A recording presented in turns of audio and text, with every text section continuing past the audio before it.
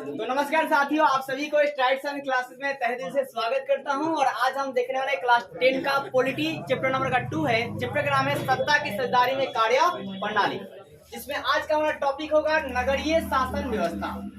तो सबसे पहले जानते हैं कि नगरीय शासन व्यवस्था को भाई साहब संविधान में कब पारित किया गया, कब बनाया गया और क्या संशोधन किया गया। तो पहला क्वेश्चन है 74वां संविधान संशोधन। सुनिए ध्यान से।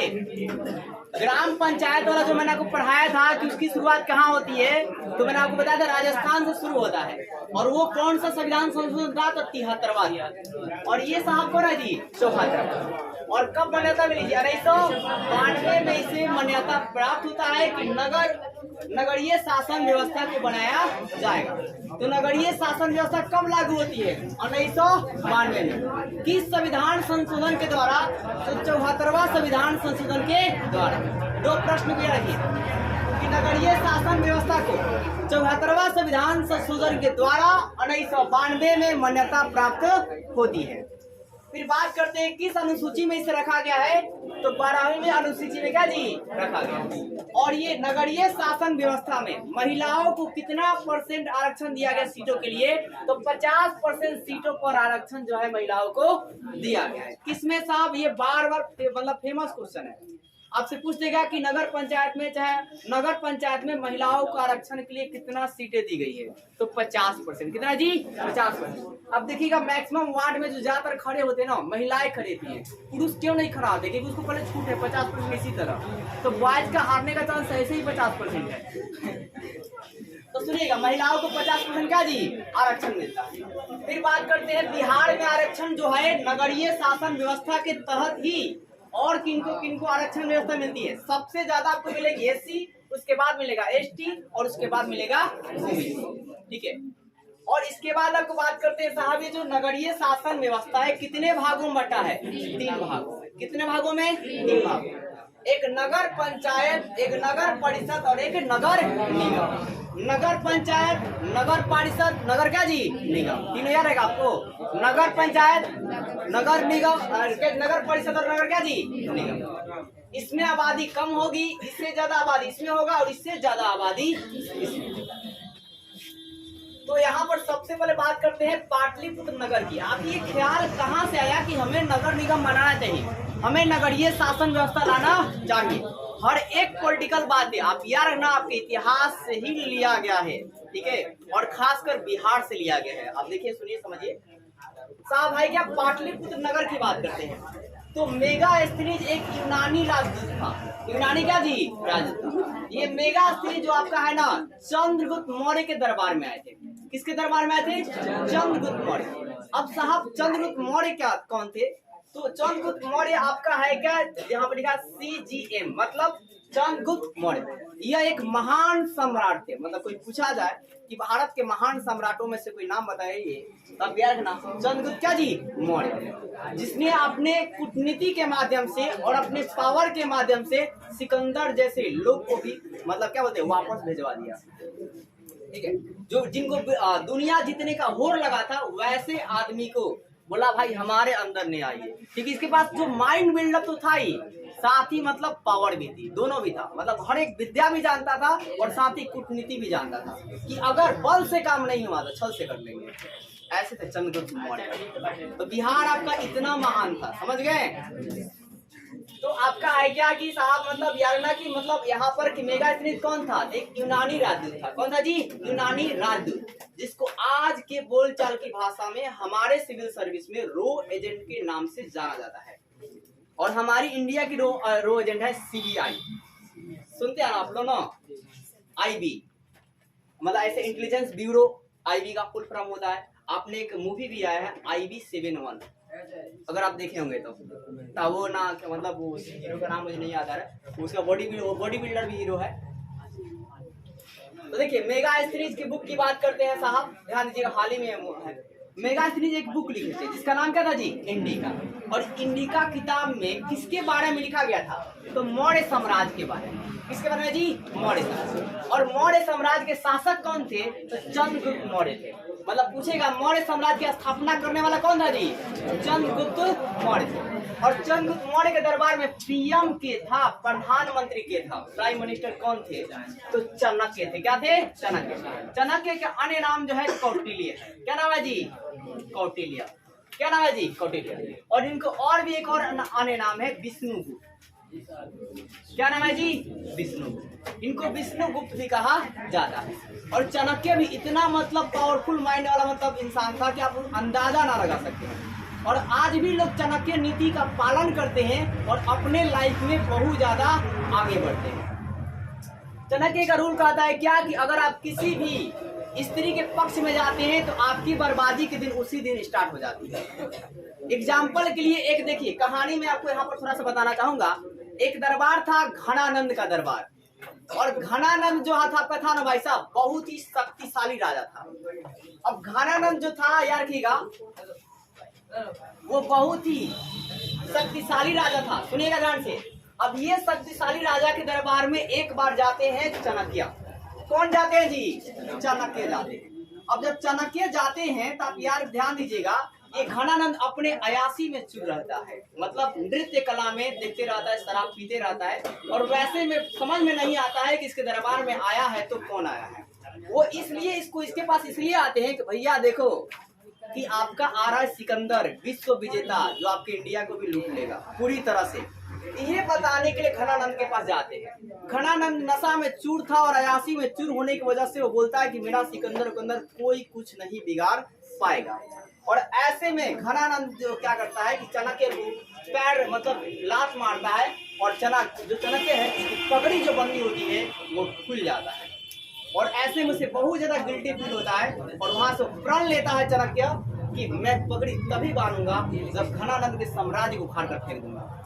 तो ये एक ऋषि मुनि टाइप का भी थे आदमी, ठीक है। तो ये तो कुछ कर नहीं सकते थे, तो इन्होंने अब जब रास्ते से यहाँ से गुजरे इनको एक दिखा बालक।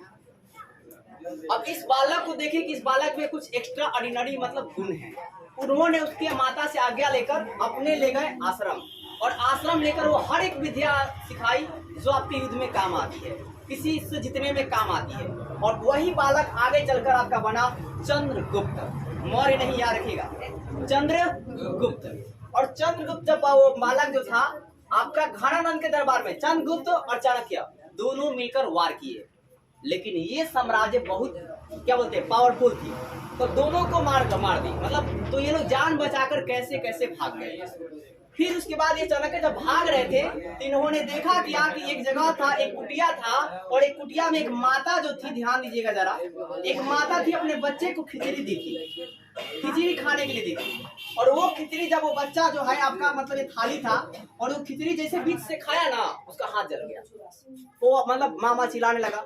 तो फिर उस माता ने कहा कि बेटा खिचड़ी को साइड साइड से खाओ, थोड़ा थोड़ा कर आसानी से खा लोगे और गरम गरम टेस्ट भी अच्छा लगेगा।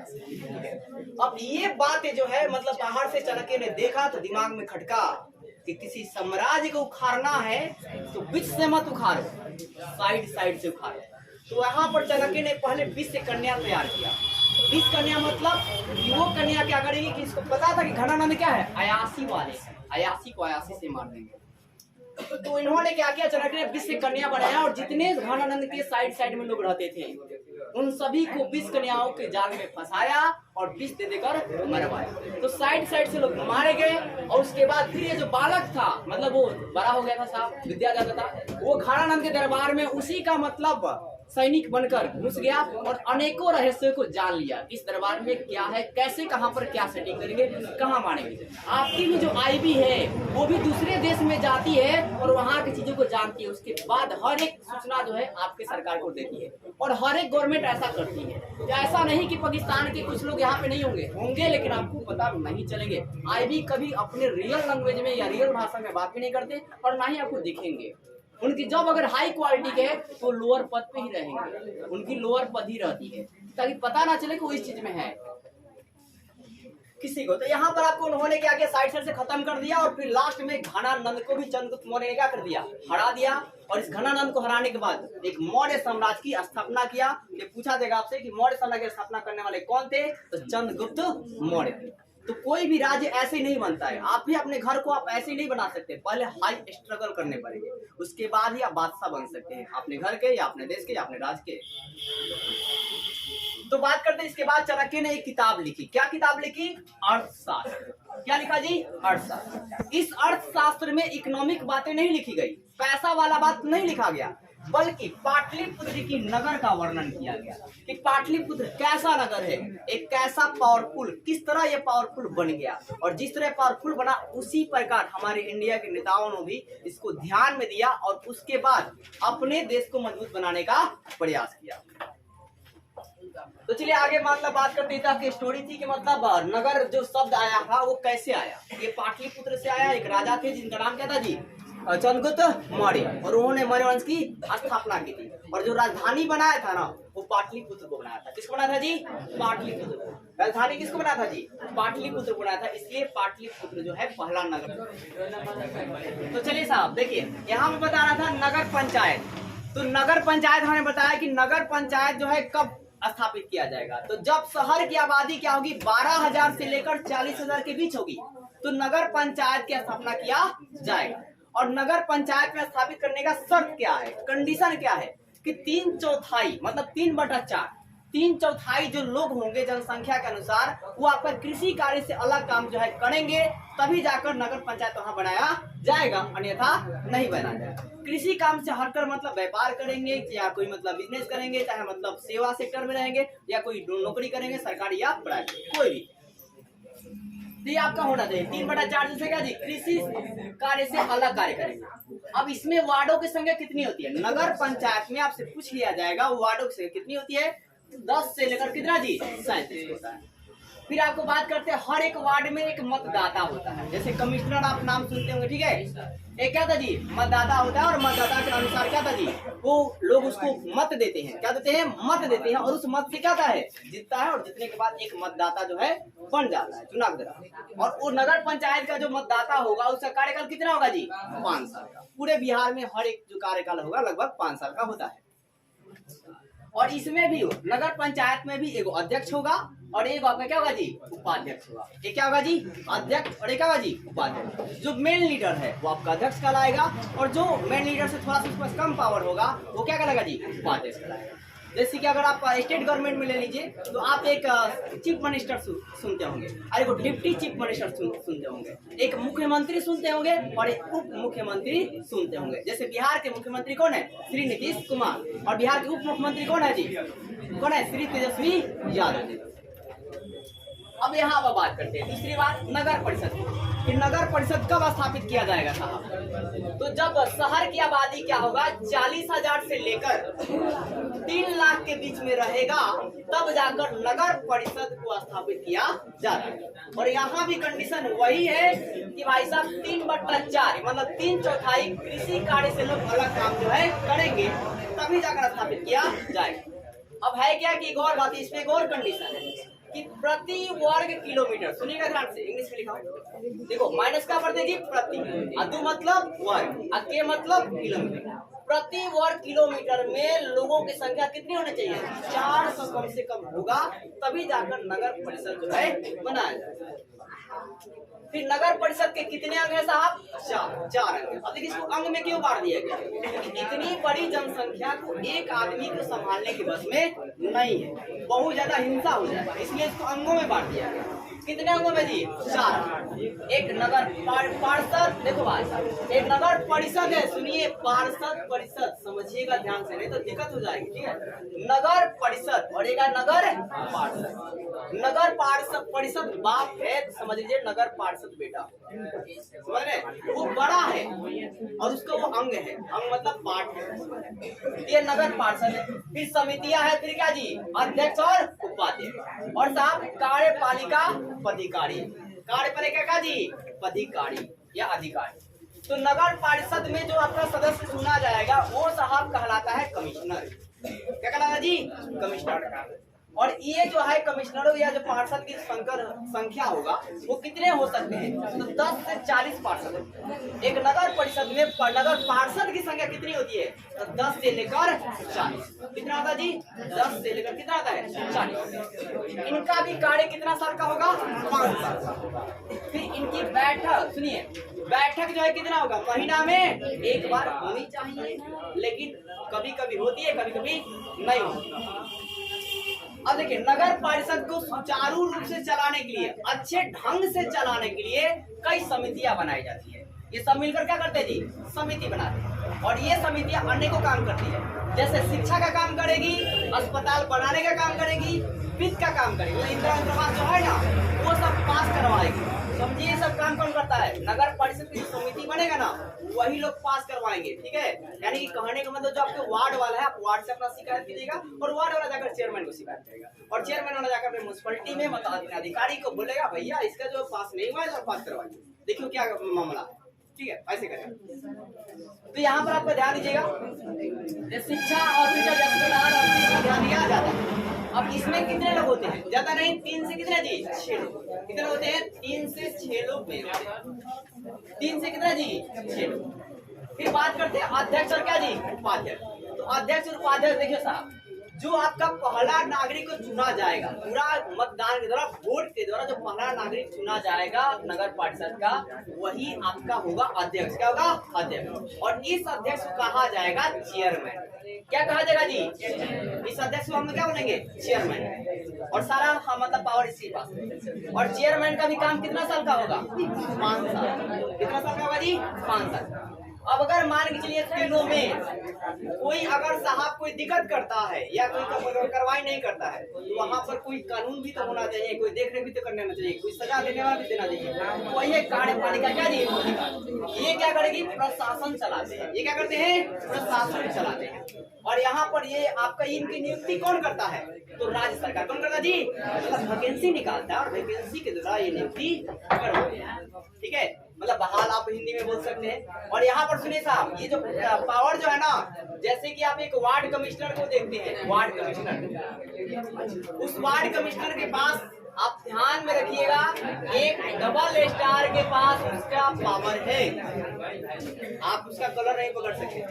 अगर आप कलर पकड़ लिए और उसने शिकायत कर दी, अगर उसका वीडियो बन गया, आप बहुत दलदल में फंस सकते हैं। पॉलिटिक्स लोगों से नहीं लगना चाहिए। दूसरा, चेयरमैन की बात करते हैं।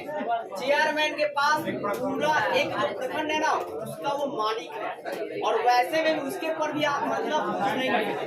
आप बात तो बोल सकते हैं, लेकिन आप हाथ को नहीं उठा सकते। अब बात भी बोलेंगे तो पॉलिटिकली सही बात बोलेंगे, तभी जाकर आप बच सकते हैं। नहीं तो थोड़ा सा भी असभ्य बात बोलिएगा तो कई एक्ट के तहत, कई धाराओं के तहत आपको गिरफ्तार कर लिया जाएगा और आपको ठीक है, क्योंकि उसको चुना गया। तो उसको कौन चुना है? लोगों ने चुना है। लोगों को अच्छा लगा है तभी ना लोग चुने हैं। ऐसे क्यों चुनते? उम्मीद करता हूँ आपको वीडियो अच्छी लगी और वीडियो को लाइक कीजिए और चैनल सब्सक्राइब कीजिए, ज्यादा शेयर कीजिए। जय हिंद।